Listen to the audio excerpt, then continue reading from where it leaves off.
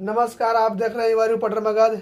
और आज का चर्चा का विषय करने वाले हैं चिराग पासवान पर, जो अभी तक ले लोकसभा का सीट बिहार में नहीं बढ़ रहा है। इसका वजह यह है कि चिराग पासवान अभी नाराज चल रहे हैं।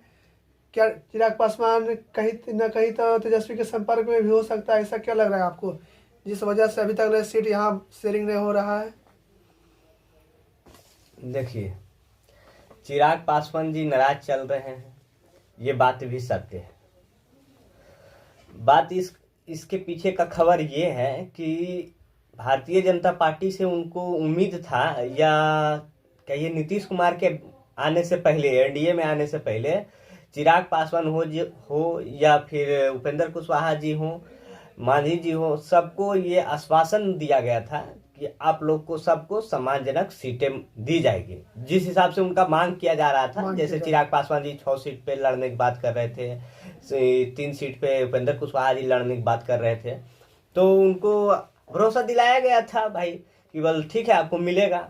लेकिन जैसे ही एंट्री मारते हैं नीतीश कुमार जी एनडीए में, और सारा समीकरण जाता है गड़बड़ा, जितना सेट था पहले से। अब देखिए, नीतीश कुमार जी खुद कह रहे हैं कि हम 17 से 16 सीट पे लड़ेंगे, इससे 16 से कम में नहीं लड़ सकते हैं। और बीजेपी खुद चाहती है कि हम 17 सीट पे लड़ें। तो भाई 16 सीट पे वो लड़ते हैं, 17 सीट पे ये लड़ते हैं, तो बचता कहाँ सीट है? 7 सीट बचता है मुश्किल से, बामुश्किल।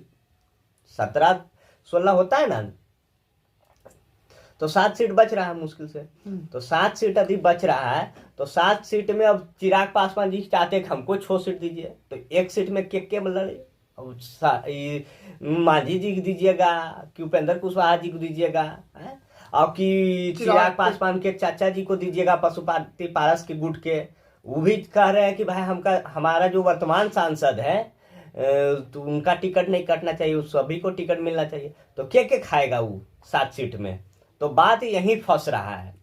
दूसरा बात फंसने का कारण ये है कि चिराग पासवान जी का कहना है कि चलिए हमको 6 सीट नहीं चाहिए, लेकिन 1 सीट पे कम कर लेते हैं। वो कहते हैं कि हमको इंक्लूडिंग हाजीपुर के साथ साथ 4 सीट और चाहिए। यानी इतना उनका बार्गेनिंग हो रहा है कि हमको हाजीपुर के साथ साथ 4 सीट और चाहिए, मानी 5 सीट चाहिए। तो इस हिसाब से भी देखें तो 2 सीट बचता है, तो 2 सीट में के लड़ेंगे?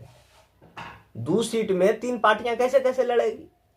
तो मामला यही फंस जा रहा है। और नीतीश कुमार जी हैं सो मान नहीं रहे हैं। बात को ना मानने की वजह यह है कि नीतीश कुमार जी 2020 का जो बात हुआ था ना, जो चिराग पासवान जी जदयू के खिलाफ कैंडिडेट दिए थे, ये चीज को अभी तक नीतीश कुमार भुना नहीं पा रहे हैं। जबकि राजनीति में ऐसा कम ही होता है, लेकिन नीतीश कुमार जी इस बात को भूने नहीं है।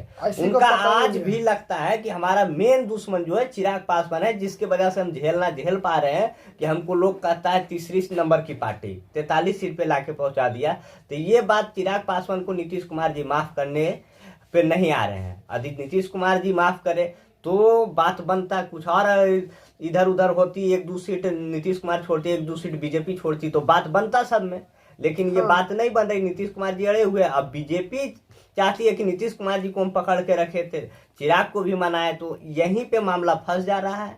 अब देखिए, अब इसमें आगे देखिए क्या होता है, बीजेपी क्या दे पाती है चिराग पासवान को। चिराग पासवान एनडीए में टिकते हैं या भटक जाएंगे, महागठबंधन में चल जाएंगे, ये कहना तो बड़ा मुश्किल की सवाल है। लेकिन बाद बाकी देखिए क्या होता है। कैसा रहे आपको कि मतलब रहेगा या ना रहेगा? देखिए, यदि उनको सीट ये मिला, इंक्लूडिंग हाजीपुर, और 4 सीट मिला, तो कोई दिक्कत नहीं, रह सकता है। यदि 1 सीट और कम मिला, फिर भी सत्ता है भाई, सत्ता में रहना है तो हर कोई रहना चाहते हैं तो रह सकते हैं।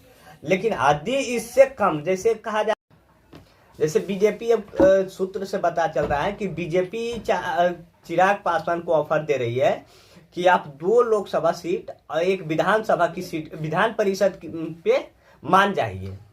2 या 1 सीट पे मानने के लिए उनको कह रहे हैं। तो चिराग पासवान जी मानने को तैयार नहीं है कि 1 सीट पे हम क्या करेंगे, 1-2 सीट लेना वो तैयार नहीं है। तो यही मामला फंस जा रहा है चिराग पासवान के लिए। और आगे देखिए, अब चिराग पासवान को यदि बीजेपी मना पाती है तो इसके लिए तो उनको सीट देना पड़ेगा। हमको लगता है जहां तक यदि चिराग पासवान को 4 सीट भी दिया जाए, साथ साथ हाजीपुर के सीट, तब तो वो मान जाएंगे। यदि इससे नहीं बिगड़ा तो अभी बयान भी थोड़ा बदला बदला आ रहा है। जैसे चिराग पासवान जी के राष्ट्र जो प्रदेश अध्यक्ष है बिहार के, राजू तिवारी जी, तो उनका बयान भी आया है। तो देखिए बहुत कुछ संकेत करता है, लेकिन उन्होंने खुलकर नहीं कहा। राजनीति में देखिए जब तक सीन क्लियर नहीं होता है ना, कोई खुलकर कहता नहीं है। लेकिन हाँ, उनका बयान ऐसा आया है कि थोड़ा सा नैया डगमग है। चलिए ठीक है।